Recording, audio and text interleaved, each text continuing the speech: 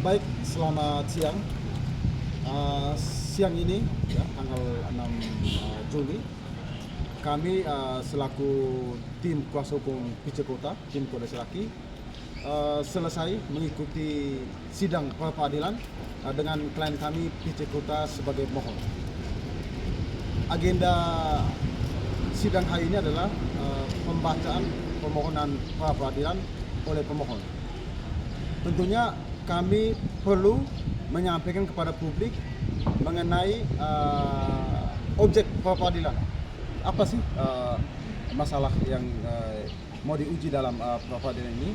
Jadi yang pertama, selaku kuasa hukum pemohon PC Kota, kami menguji mengenai sah tidaknya penetapan tersangka, sah atau tidaknya penetapan tersangka. Yang kedua, sah atau tidaknya penahanan.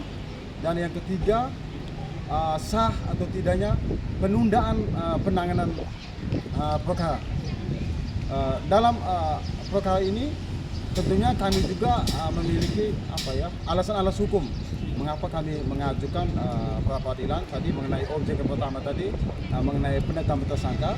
Karena menurut penilaian kami dan pendapat kami selaku tim hukum PC Kota, dalam menetapkan tersangka, kami melihat menilai penyidik termohon ini terlalu kalau mau bilang nafsu lah gitu, terlalu terburu-buru dalam menetapkan tersangka.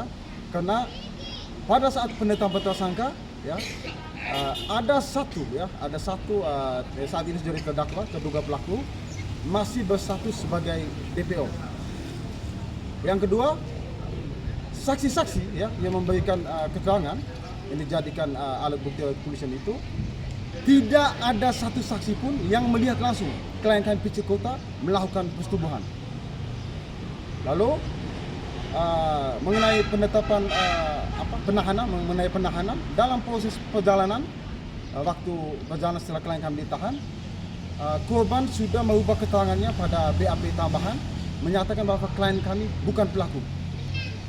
Namun, walaupun sudah mengetahui klien kami bukan pelaku, termohon tetap melakukan penahanan terhadap klien kami.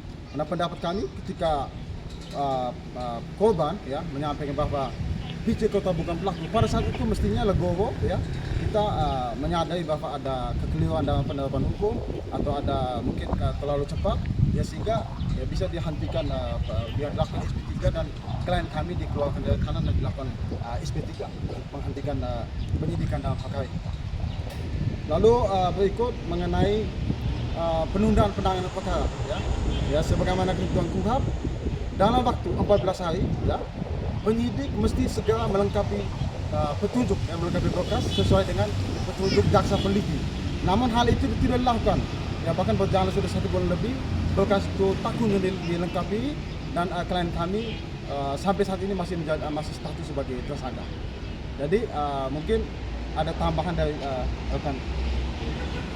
Baik, saya tambahkan sedikit saja bahwa hari ini agenda sidang selain pembacaan permohonan pra-peradilan, pihak termohon juga sudah menyampaikan jawaban atas permohonan pra-peradilan dari pemohon, yang mana agenda selanjutnya akan dilanjutkan esok hari tanggal 7 Juli 2026 dengan agenda replik dari pemohon.